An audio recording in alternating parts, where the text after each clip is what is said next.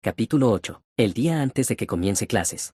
Bien. ¿Qué hago con esto? En la parte sureste del bosque en el norte había un pequeño lago, y en su centro, sobre un islote, se alzaba el árbol guardián de Merilda. Apoyada contra el árbol, concentrada con intensidad, estaba la invocadora de espíritus Janica. Yo estaba absorto en mis pensamientos cuando la vi. El nuevo semestre se acercaba, a solo un día de distancia. Había mucho que preparar antes de regresar a la academia. En primer lugar, necesitaba ocuparme de mi apariencia desaliñada. Después de 10 días viviendo en la naturaleza, mi aspecto se asemejaba mucho al de un ermitaño. Aunque me lavaba diariamente en un arroyo, los mechens de vello que crecían irregularmente en mi rostro exigían un afeitado. Había usado la hoja de una bisagra arrancada de la maleta de madera, afilada a mano para el aseo personal, aunque resultaba bastante preocupante. Correr el riesgo de un corte con esa hoja oxidada podía provocar una infección como el tétanos. Sin embargo, mantener una apariencia digna era esencial si quería pasar desapercibido y continuar mi vida académica en Sylvanie. Si algún funcionario de la academia me veía en ese estado deplorable, solo atraería desgracias indeseadas. Debía encontrar la manera de conseguir una hoja de afeitar nueva. Después de arreglar mi apariencia y completar los demás preparativos para el regreso a clases, por fin tomé mi arco. Detalle de habilidad de combate,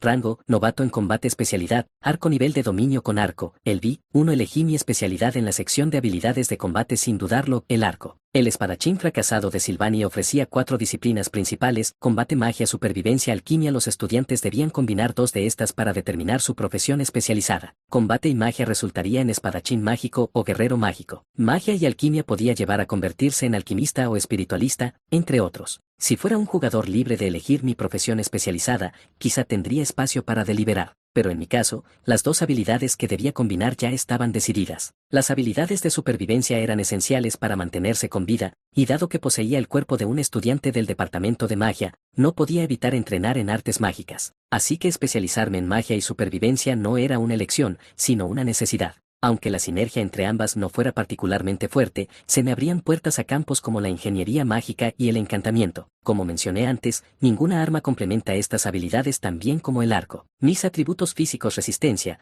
fuerza y reflejos no eran impresionantes, lo que hacía del combate cuerpo a cuerpo un desafío. Atacar a los enemigos a distancia sería la forma de lucha más ideal. Si lograba perfeccionar mis habilidades de supervivencia para fabricar flechas de alta calidad, quizá podría imbuirlas con espíritus o magia. Por lo tanto, lo ideal sería especializarme en arco, una habilidad de combate, e invocación de espíritus, una habilidad alquímica. Invocación de espíritus.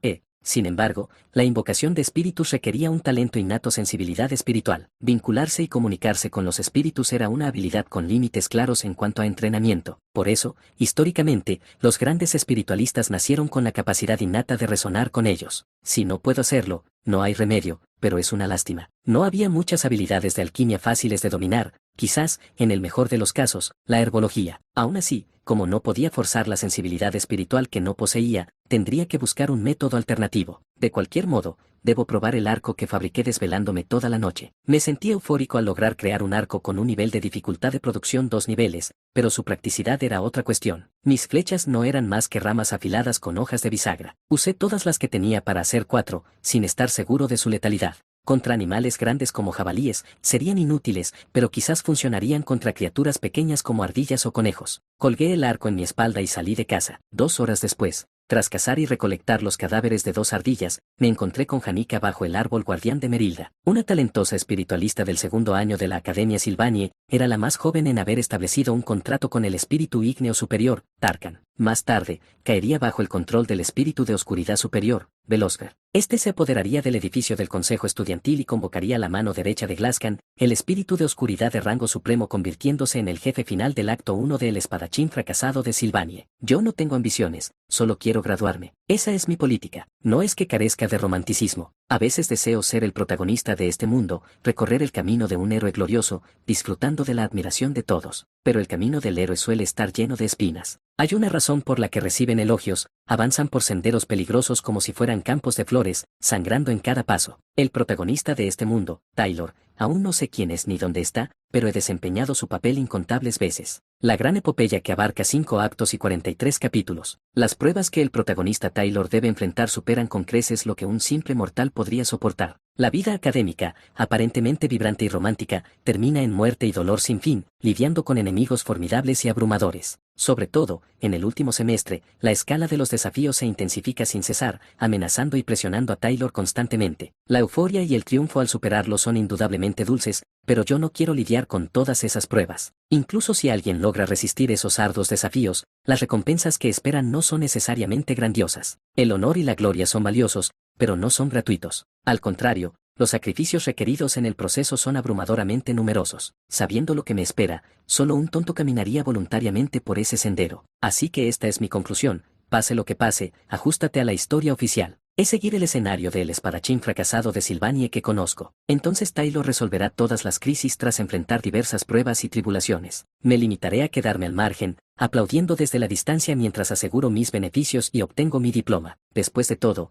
llevo un año de ventaja sobre Taylor. El escenario del espadachín fracasado de Sylvanie se intensifica cerca de la graduación de Taylor, el clímax de la historia. Es entonces cuando diversas fuerzas externas a la academia se agitan, amenazando a los estudiantes, creando un ambiente desolado y desatando innumerables pruebas sobre ellos. Mi estrategia es simple: obtener mi diploma e irme justo antes de que llegue esa temporada. Disfrutar de lo dulce sin sufrir lo amargo, dejar que el protagonista enfrente los desafíos mientras yo parto en busca de mi propia vida. ¿No es un plan hermoso? Y ahora, la situación actual. Hanika Foilover, uno de los personajes cruciales en el escenario y la primera prueba que Taylor deberá enfrentar, estaba frente a mí. Lo más sensato era mantener distancia y seguir mi camino. Era la decisión lógica. Justo cuando me disponía a irme con esa idea en mente: oh, cielos, tú debes ser el amigo interesante que Merilda mencionó. Hanika abrió los ojos y me habló. En esta vida, rara vez las cosas salen tal como las planeamos. Este bosque está completamente bajo la jurisdicción de Merilda. Ese espíritu superior cotillea mucho más de lo que su estatus sugeriría. La antigua espíritu superior de viento,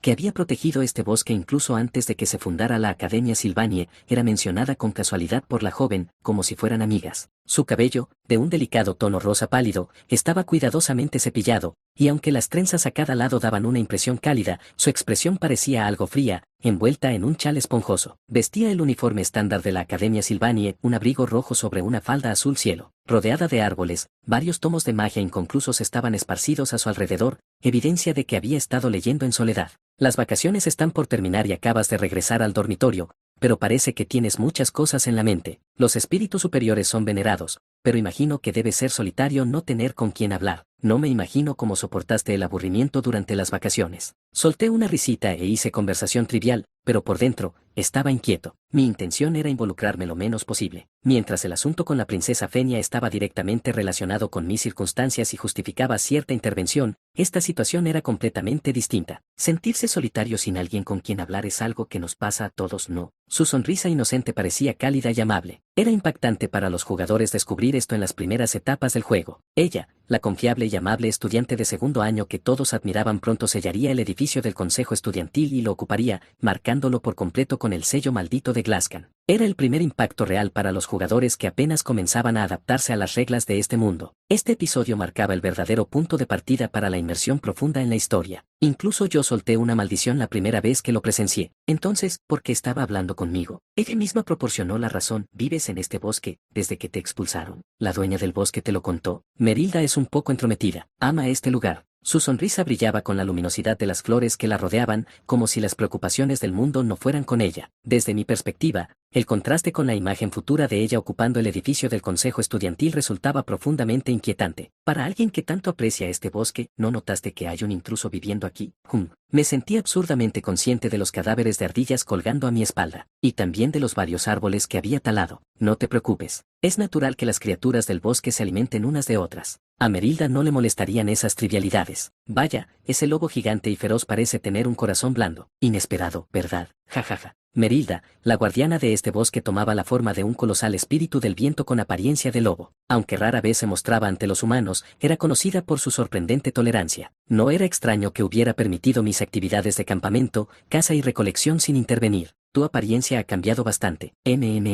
Durante el semestre pasado, Ed, tú solías. Aunque no hablamos mucho, tu voz tenía un tono mucho más enérgico, pero ahora parece más serena. ¿Un cambio de imagen? Algo así. Ajá, a mí también me pasó. La doncella de la residencia Opelius me hizo estas trenzas. ¿Qué opinas? ¿Me veo más animada? Por más que preguntara, no podía darle una respuesta sincera. Me gustaría aplaudirla por ser tan amable y capaz de seguir hablando con uno de los personajes más detestables de Rod Taylor, pero como alguien que conoce el futuro de esta chica no puedo aceptarlo con una sonrisa alegre, era imposible para mí sabiendo su futuro. Pero si quería mantener las distancias, el método era simple. Incluso con su actitud noble y magnánima, conocía un tipo de hechizo que la haría tragarse sus saludos y mirarme con ojos llenos de desconfianza. Janica, debe ser el destino que nos encontremos justo antes del inicio de clases. ¿Puedo pedirte un favor? Un favor. Necesito dinero urgentemente y busco a alguien que me preste. Pronuncié con naturalidad ese hechizo mágico. ¿Serías mi garante? Fin.